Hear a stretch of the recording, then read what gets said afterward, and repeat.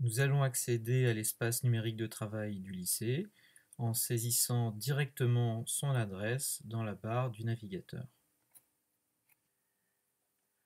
Nous arrivons ici sur l'espace public accessible par tout un chacun. Il est configuré de différentes tuiles rappelant ici des actualités, des points de l'agenda ou un accès au site du lycée. Voilà. Vous pouvez accéder donc à l'espace numérique en vous connectant à travers ce premier lien ici.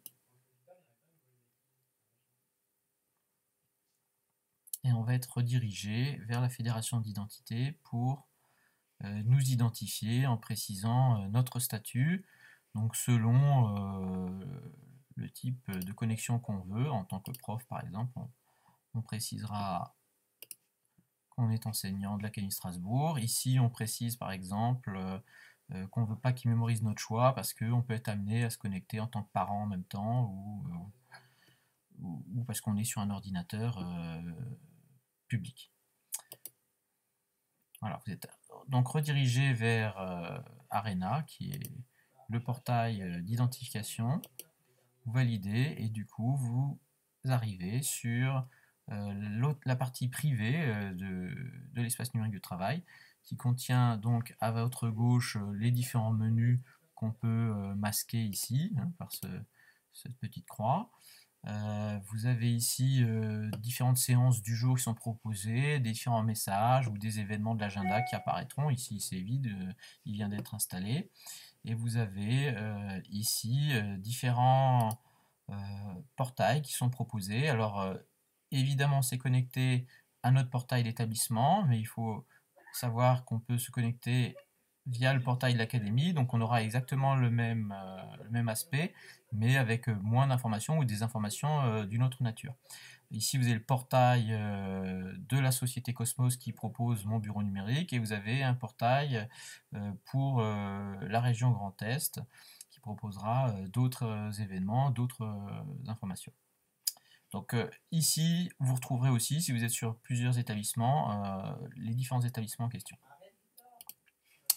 Alors, je ne vais pas détailler plus que ça les fonctionnalités, puisque vous avez tout un système de rubriques. Toujours est-il que dans établissement ici, vous allez pouvoir sur assistance retrouver dans ces dossiers partagés tous les documents utiles pour vous, pour éventuellement savoir comment fonctionne le cahier de texte, la notation, etc.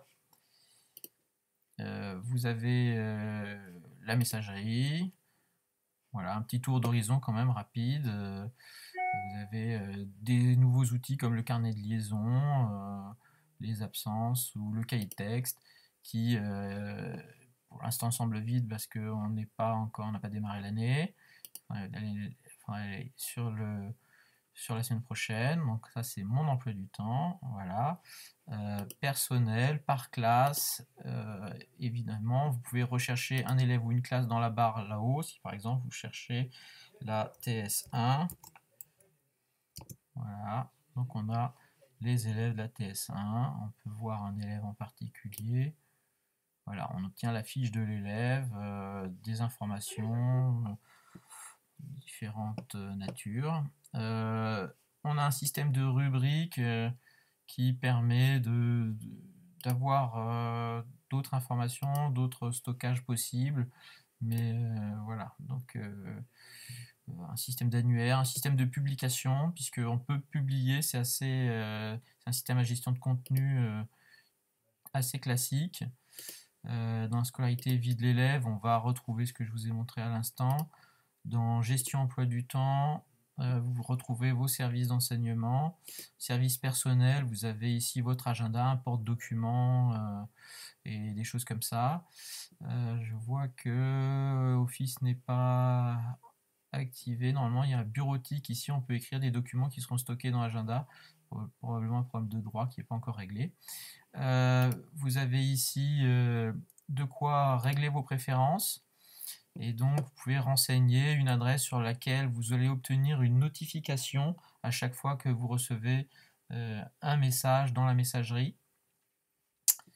Et puis, vous avez aussi le quoi vous déconnecter Voilà. Et vous retombez du coup sur la page publique.